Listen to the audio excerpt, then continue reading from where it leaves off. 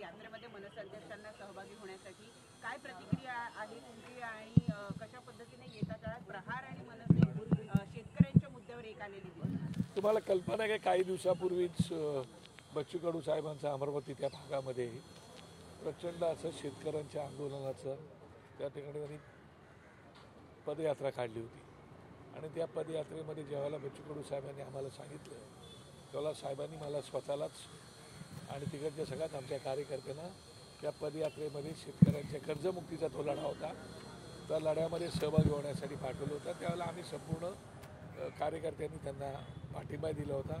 त्यानंतर त्यांनी चक्काजाम आंदोलन पण केलं होतं. त्या चक्काजाम आंदोलनाला सुद्धा आम्ही पूर्णपणे पाठिंबा दिला होता आणि त्याच वेळेला बच्चू कडू साहेब म्हणाले होते की मला राजसाहेबांची पण भेट घ्यायची आहे आणि मला पुढची पण कशी काय आखणी आहे ती करायची आहे, कारण ते एक लढाऊ मानाचा माणूस आहे आणि त्यांना वाटतं की शेतकऱ्यांसाठी काहीतरी करावं म्हणून ही त्यांची भावना आहे आणि ती भावना चुकीची नाही, कारण शेतकऱ्यांचा मुलगा म्हणून वाटते ना की आपल्या आईवडिलांना न्याय मिळायला पाहिजेत म्हणून, पण त्यांना न्याय मिळत नाही अशा प्रकारचे समस्त शेतकऱ्याची भावना असल्यामुळे आज सकाळीच ते साहेबांची वेळ घेऊनच आले होते. त्याप्रमाणे आज साहेबांच्या ते जो पाऊण 1 तासाची मीटिंग झाली. त्या मीटिंगमध्ये त्यांनी साहेबांना येणाऱ्या काळामध्ये ते आता परभणीपासून तिकडे मराठवाड्यात दौरा करतात. मागच्या विदर्भाचा होता, आता मराठवाड्यामध्ये ते परत शेतकऱ्यांच्या आंदोलनासाठी शेतकऱ्यांच्या न्याय हक्कासाठी आणि दिव्यांगांचा विषय आहे तो सुद्धा एक महत्त्वाचा विषय.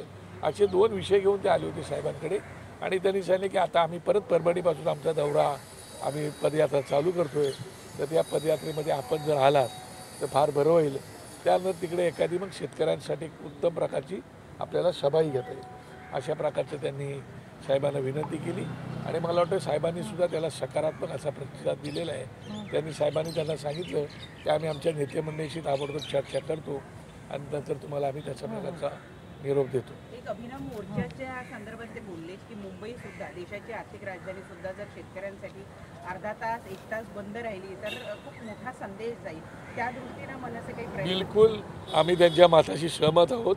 मुंबई शहरात किंबहुना महाराष्ट्रामध्ये, मुंबईत आलीच महाराष्ट्रामध्ये एक शेतकऱ्यांसाठी संपूर्ण महाराष्ट्र काय मुंबईसुद्धा बंद करायला आमचा पूर्ण पाठिंबा असेल एवढं मी या ठिकाणी सांगू इच्छितो, कारण त्यांची मागणी आहे ती शेतकऱ्यांसाठी आहे आणि शेतकऱ्यांना वाटेल की नाही मुंबई देशाची राजधानी आहे, आर्थिक राजधानी आहे, ती सुद्धा आमच्या पाठीशी खंबीरपणे उभी राहिली आणि मनसेचा त्यांना पूर्णपणे पाठिंबा. शेकाप असेल किंवा मग इतर प्रहार संघटना असेल छोट्या मोठ्या पक्षासोबत मनसेची जवळीक वाढण्याचं पाहायला मिळतं, त्यामुळे स्थानिक स्वराज्य संस्थांच्या निवडणुकीच्या पार्श्वभूमीवरती वेगळे गणित पाहायला मिळतील का? मला असं वाटतं की आता बच्चूभाऊंनी ज्याप्रमाणे सांगितलं त्याप्रमाणे हा लढा आता शेतकऱ्यांचा आहे. त्या लढ्याच्या दृष्टीने आपण विचार करण्याची आवश्यकता आहे. निवडणुका येतात, निवडणुका जातात, त्या निवडणुकांमध्ये चढ उतार असतोच, परंतु तुम्ही प्रत्येक वेळेला जर निवडणुका त्याला संदर्भात जोडणार असाल कधी कधी काय होतं सगळ्यात पहिलं मतं एकमेकांची मनं जुळायला लागतात. मनं जुळे विचार जुळे की त्याच्यातून काही घटना घडत असतात. त्याप्रमाणे आता निदान आपण एकमेकांना भेटून त्या विषयाकडे तर काही घेऊन चाललेलो होता. तर परवा आम्ही वर्धापन दिनानिमित्त शेतकरी कामगार पक्षाच्या गेलो होतो, तिथे तर सगळ्याच पक्षाची लोकं होती. कारण काही युती झाली असं नाही होत ना, आघाडी झाली असं होत नाही. आता तिथे युतीतले संजय राऊत पण होते, आघाडी त्या युतीतले शशिकांत शिंदे पण होते, सगळेच होते, असं होत नाही. परंतु हळूहळू काही गोष्टी त्याला वेळ काळ लागतो. त्याप्रमाणे काय होईल ते आज तरी सांगू शकत नाही. सुरुवात झाली का असं म्हणायचं? आता विचारांची देवाणघेवाण तर चालू आहे, विचारांची देवाणघेवाण समाजासाठी चालू आहे, कामगार वर्गासाठी चालू आहे, शेतकऱ्यांसाठी चालू आहे, काय या सगळ्या विषयासाठी दिव्यांगांसाठी चालू आहे आणि त्यामुळे पुढे पुढे काय होते पाहू. नांदगावकर साहेब, या व्यतिरिक्त इतर राजकीय मुद्द्यांवर प्रतिक्रिया हवी आहे. काल कबूतरखान्यांचा जो विषय झाला आहे, शासनानं जे कबूतरखाने एकीकडे बंद करण्याचे प्रयत्न केले जात होते, उलट आता त्या कबुतरांना खाऊ घालण्याची जबाबदारी सुद्धा मुंबई महानगरपालिकेवर येऊन पडलेली आहे.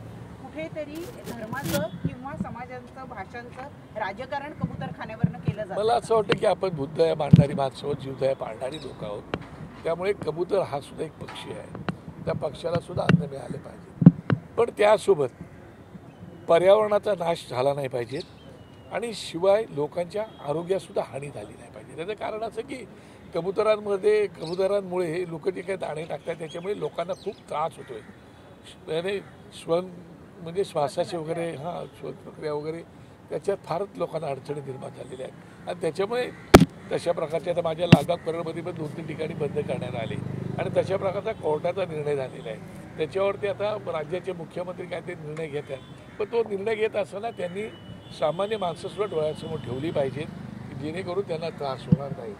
या भावना डोळ्यासमोर ठेवूनच त्यांनी निर्णय घ्यावेत असं मला वाटतं. स्थानिक थेट विरोध करणारे मुंबई महानगरपालिका उद्या कदाचित सॉफ्ट कॉर्नर दाखवू शकते, कारण काल मुख्यमंत्र्यांनी त्याचे आदेश दिले तर पॉझिटिव्ह रिप्लाय दाखल करण्याच्या तयारीमध्ये आहे. कुठेतरी जे धार्मिक वातावरण या कबूतरखान्याच्या विषयावर तयार केलं त्याला कुठेतरी सरकार विशेषतः जैन लोकांच्या माध्यमातून कबूतरखाने राहावे यासाठी आग्रह केला जातो आणि न्यायालयाच्या आदेशानंतर देखील मंगलप्रभात लोढासारखे मंत्री जैन समाजाचे असल्यामुळं त्यासाठी पत्र लिहितात मुख्यमंत्र्यांना. एकीकडे सुप्रीम कोर्टाचा निर्देश आहे, उच्च न्यायालयाचे निर्देश आहे आणि दुसरीकडे समाजाला त्या दबावाखाली बळी पडून मंत्री असे वागतात. मला वाटतं कुठलं कसं आहे की शेवटी कुठल्या तरी समाजाच्या दबावाखाली बळी पडतो वगैरे असा भाग मला तरी दिसत नाही. पण ठीक आहे, या जरी तुमच्या सगळ्यांच्या भावना जरी असल्या तरीसुद्धा कबूतर हे सुद्धा पक्षीच आहेत, त्यांना अन्नधान्य मिळालं पाहिजे. हे असलं तर त्यांच्या कुठे तुम्ही नक्की देणार त्याचा विचार करण्याची आवश्यकता आहे आणि कोर्टाचा आदर राखून सुद्धा पुढे जाण्याची आवश्यकता आहे. त्याच्यामुळे मला असं वाटतं की जे दाणे टाकतात त्यांनी विचार त्याच्यात कॉम्पिटिशन असते. तुम्हाला माहिती आहे का, तुम्ही जर गेले तर गोण्याच्या गोण्या भरून त्यांच्यामध्ये कॉम्पिटिशन लागलेली असती. मी 10 गोण्या दिल्या, तू 20 गोण्या दिल्या, असं ते माझ्याकडे तीच लोक प्रचंड प्रमाणात राहतात. त्याच्यामुळे मला कल्पना काय होतं ते. मला असं वाटतं की त्याचा विचार आता राज्य प्रमुखांनी केला पाहिजे आणि शिवाय कोर्टाच्या आदेशाचं सुद्धा पालन केलं पाहिजे. आणि जे अन्नधान्य टाकणार आहेत त्याने विचार केला पाहिजे की याच्यामुळे ठीक आहे आपण जीवदया बुद्धया आपण पाळतोच होती, पाळायला पण पाहिजे, माझं काय म्हणणं नाही. पण त्याच्यामुळे आपल्याला कोणाला त्रास होणार नाही यासाठी काय प्रोव्हिजन करता येईल का, तो विचार करण्याची आवश्यकता आहे. साठे म्हणून भाजपच्या प्रवक्त्या होत्या ज्यांना मुंबई उच्च न्यायालयाच्या जज म्हणून आता नियुक्ती मिळालेली आहे. त्यावरून रोहित पवार यांनी आरोप केलेला आहे की प्रवक्ता असलेल्या व्यक्ती जर जज बनत असतील तर त्या निष्पक्ष असा न्याय कसा देतील. मला असं वाटतं की त्याच्यावरती भाष्य करणं मला उचित वाटत नाही. त्याचं कारण एवढंच आहे, प्रत्येक गोष्टीमध्ये जर आपण राजकारण हाच भाग जर बघणार असू म्हणजे तुमच्या टॅलेंटला वाव दिला. आता उद्या तुम्ही मीडियासमोर इथं आमची इंटरव्ह्यू घेताय, आमच्याशी बोलते, उद्या तुमच्या एज्युकेशननी तुम्ही जज झाला तर काय बोलणार आम्ही, असं नाही होत ना. आणि त्यांचं मेरिट पण बघणार केलं आहे तुम्ही. प्रत्येक गोष्टीमध्ये राजकारण पाहिलं तर कसं चालेल, असं नाही करून चालेल. स्थानिक स्वराज्य संस्थांच्या निवडणुका व्हीव्हीपॅट विना होणार आहे, कसं पाहताय? काल मला वाटतं ते चुकीचंच आहे. व्हीव्हीपॅट असला पाहिजे मुळात, म्हणजे ईव्हीएम मशीनच नाही पाहिजे. तुम्हाला आठवते का ईव्हीएम मशीन ह्याच्यावरती पूर्ण देशात आम्ही नाही देशामध्ये आम्ही लोकांनी त्यासाठी आम्ही ममता बॅनर्जी मॅडमला भेटलो होतो, आम्ही सोनिया गांधींना भेटलो होतो. इकडे मिटिंग आम्ही MIG क्लबला घेतली होती, सर्व पक्ष आलो होतो. त्यावेळेला एकत्र यावं असं आणि संपूर्ण देशामध्ये बहिष्कार विरोधी पक्षाने टाकावा अशी भावना राज ठाकरे साहेबांनी मांडून टाकली होती. पण त्यावेळेला ते ऐकण्यात आलं नाही. आता ते लोक जागे झाले तर आम्ही सगळे विरोधी पक्ष त्याच्यावरती आता. पण हे उचित नाही, कारण लोकांच्या मनामध्ये नक्की आहे जगामध्ये 3-4-5 देश सोडले तर कुठेही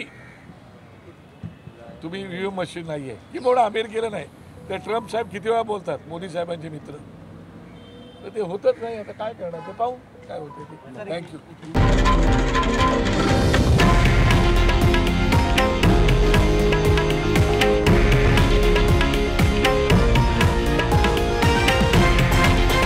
हे आहे देशातील नंबर 1 न्यूज नेटवर्क आणि आपण पाहत आहात TV9 मराठी, एकमेव.